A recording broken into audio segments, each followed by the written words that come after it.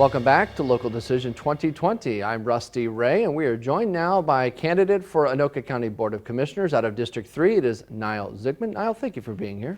Well, you're welcome. Glad to be here. And you are certainly not a stranger to many in the community, but kind of help me out with the resume a little bit. A long time with SBM Fire as fire chief for, that was 20 years? 21 years as the fire chief, 34 on the department total.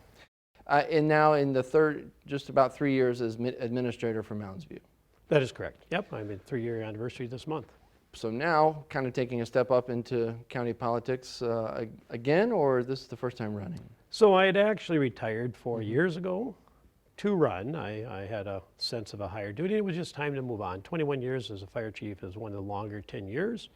And so wanted to challenge myself and also just serve the people in a different manner. And I was running against an incumbent, and when you do that, it's usually takes a couple times. So I knew that the challenge that was ahead of me.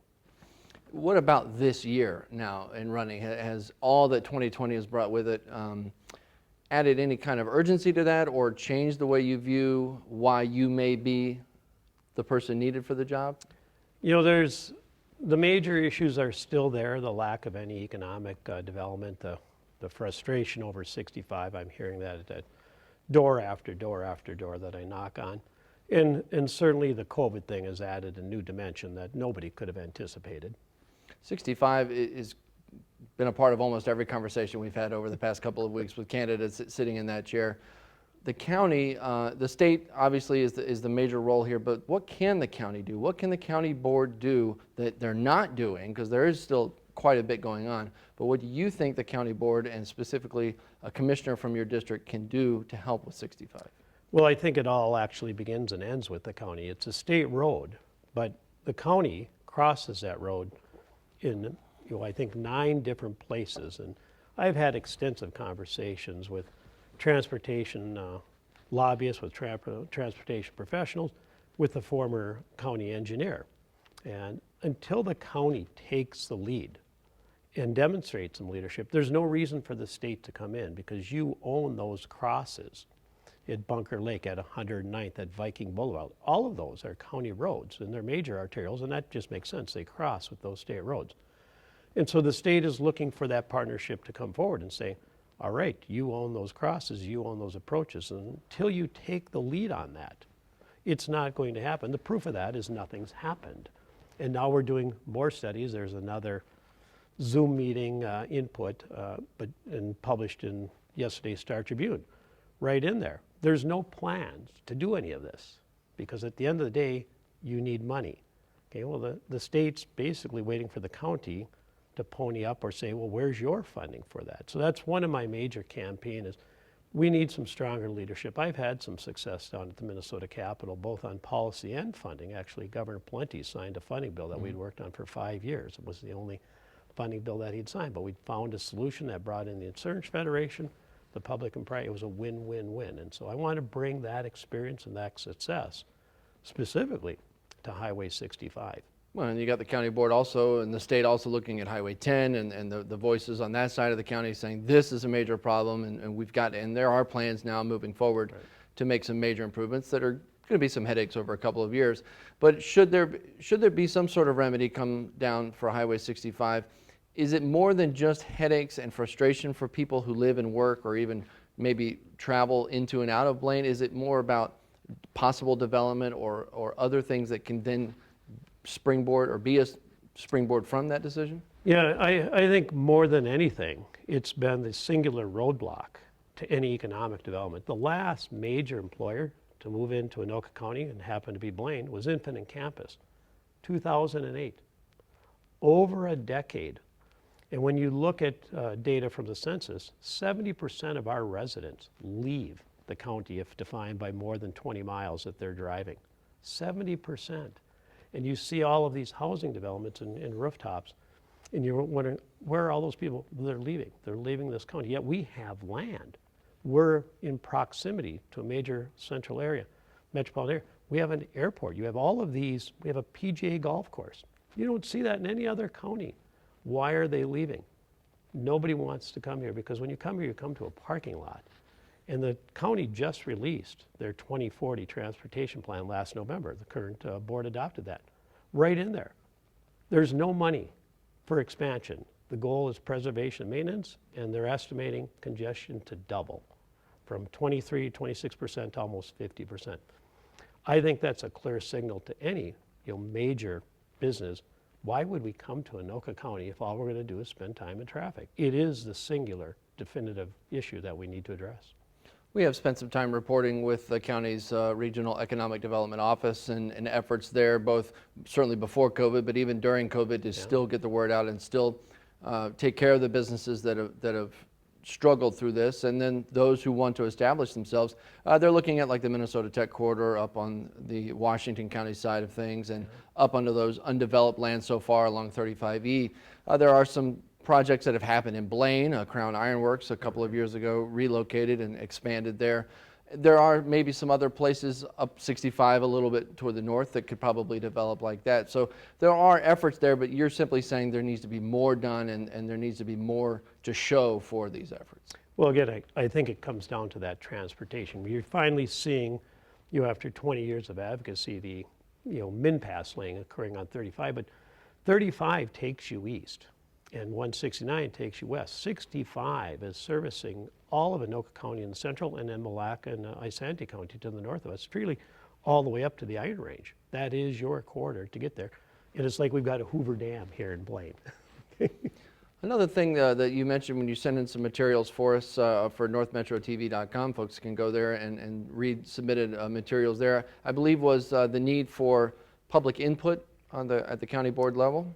Yeah, there's a lack of transparency. I would call an epic, magnitude. I've been in the public, and I've worked with 3 councils. I've traveled the state and the nation through the fire service, working with councils and county boards and elected bodies, and I've never seen a situation where you cannot, as a member of a public, we're a republic, you're elected by the people, but you're not allowed to speak at a county board meeting or a county committee meeting. It just seems wrong. It is wrong, and I don't understand it. I just don't understand it. What is your reaction to, I mean, they took it up again, I believe, about a year ago, if not, it was right before the District 6 seat was filled, I believe, or around that same time. And so what do you think about some of the reasoning given? I mean, they talk about this, they have talk about it in the work session, and then they actually talk about it in the county board meeting. You're not satisfied with the answers? It's wrong. I just don't understand it. Why wouldn't you let the people who elect you speak at county board? It's the only time you can address the entire board. Well, you send an email.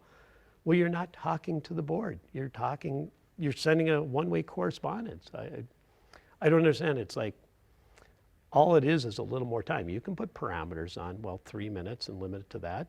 But to just say, no, you can't speak, just seems against the very basic part of the Constitution and who we are as a republic and a democracy.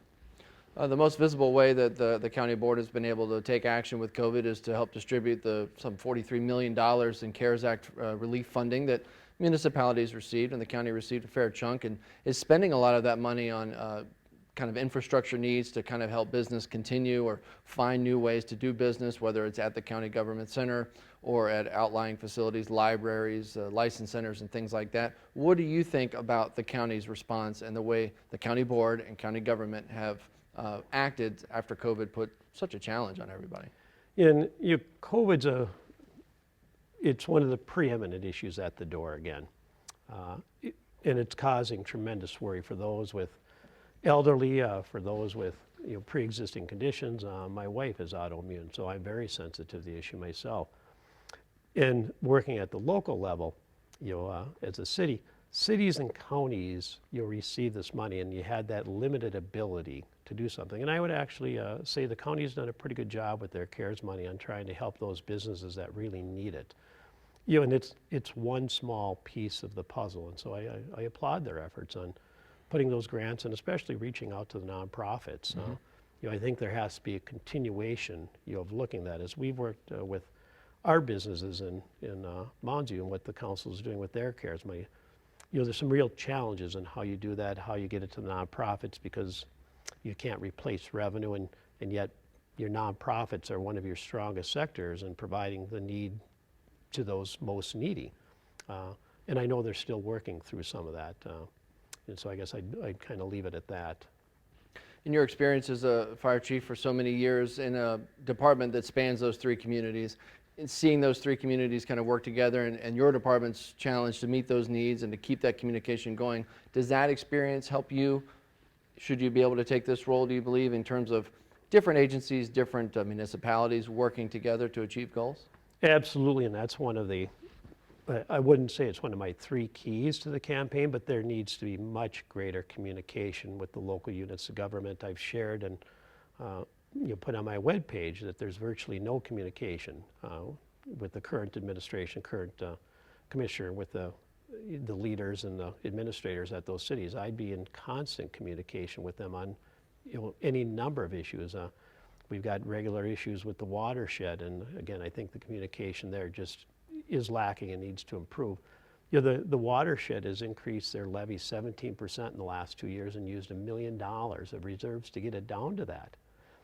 People don't know a whole lot about the watershed, but that's a critical piece of the development also. Rice Creek Watershed Board? Rice Creek Watershed, Okay. yes. Yeah, and Blaine has two, and I'm specific to the Rice Creek Watershed. In fact, I think the county's in litigation right now on replacing that one seat on there. Again, it's not listening to those local communities. It's been quite a long, yes. So Circle Pines and Centerville city leaders stood up about a year ago again and said, we want to have input on this, and you're nominating somebody that we don't have any input on. We submitted names, as we understand the statute, and then the county tried to step in and make a decision, and then Commissioner Reinert tried to step in and say, I'm working with the watershed. So it's been a mess, and as you stated, there is real financial implications for that board and for the decisions it makes. Right, and if you watch that board meeting, you would hear, Commissioner West talk about Blaine supports that, and Commissioner Reinert stood up and said, well, I don't know who you're talking to, but the mayor of Blaine, and I talked to him for an hour, said that'd be the last person. So, that just showed me a lack of communication going on with the local elected officials, and I think that needs to change, and I would bring that change on a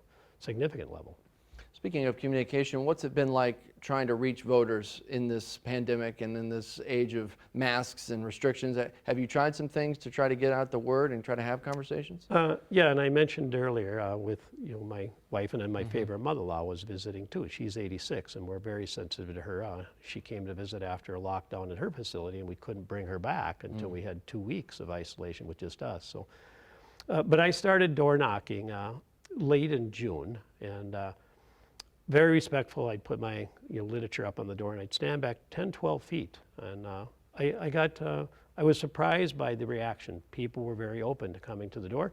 Some people came out on the step, and but there was always this undercurrent. Yes, we need to be respectful of that, and it's been going well. Great conversations up until about a week ago.